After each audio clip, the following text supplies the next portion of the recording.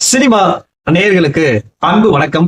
Welcome to MP3. இந்த ஷோல சாம் ராய்மி இயக்கத்துல ராச்சல் மெக்டம் நடிப்புல வெளிவந்த சென்டெல்ப் அப்படிங்கிற ஹாலிவுட் திரைப்படத்தினுடைய ரிவ்யூ தான் நம்ம பார்க்க போறோம்.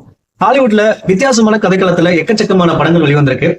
அப்படி வித்தியாசமான கதைக்களத்துல ஒரு சர்வைவல் த்ரில்லரா வெளிவந்திருக்கிற இந்த படம் எப்படி இருக்கு, இந்த படத்தினுடைய கதை என்ன, இந்த படம் ரசிகர்களை கவர்ந்துச்சா இல்லையா அப்படிங்கிறத பார்க்கலாம் வாங்க. இந்த படத்தினுடைய கதை அப்படின்னு பாத்தீங்கன்னா, படத்தினுடைய நாயகி ராச்சல் மெக்டம் வந்து பாத்தீங்கன்னா ஒரு பெரிய கம்பெனில கார்பரேட் கம்பெனில வேலை பார்த்துட்டு இருக்காங்க. இவங்க தன்னுடைய வாழ்க்கையில அடுத்த கட்டத்துக்கு போறதுக்காக ப்ரமோஷனுக்காக வெயிட் பண்ணிட்டு இருக்காங்க.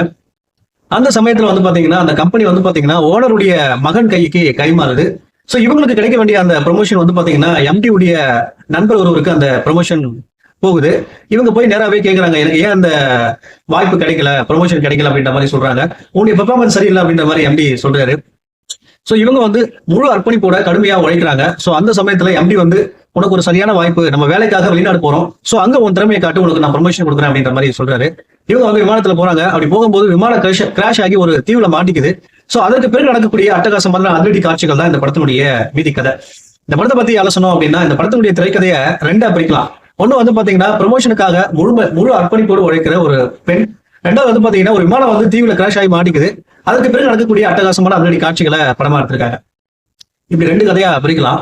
இந்த படத்தை பார்க்கும்போது என்னடா இது, இவ்வளவு நேரம் இந்த படத்தை தான் பார்த்தோமா அப்படிங்கிற மாதிரி அந்த அளவுக்கு வித்தியாசமா எடுத்திருந்தாங்க.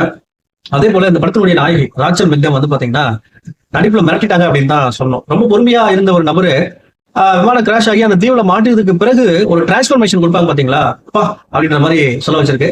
அந்த அளவுக்கு ஆல்ரெடி பெர்ஃபார்மன்ஸை கொடுத்திருக்காங்க நம்ம நாயகி. இந்த படத்தை பார்க்கும்போது பல படங்கள் நம்ம சர்வைவல் த்ரில்லர் படங்கள் பார்த்திருப்போம். சோ அப்படி பல படங்கள்ல பார்த்து பழகி போன காட்சிகள் நிறையவே இந்த படத்துல வருது. ஆனா ஒவ்வொரு காட்சியும் போர் அடிக்காத வகையில, ரசிக்கக்கூடிய வகையில எடுத்திருக்காங்க. அதுக்கு பாராட்ட சொல்லி ஆகும்.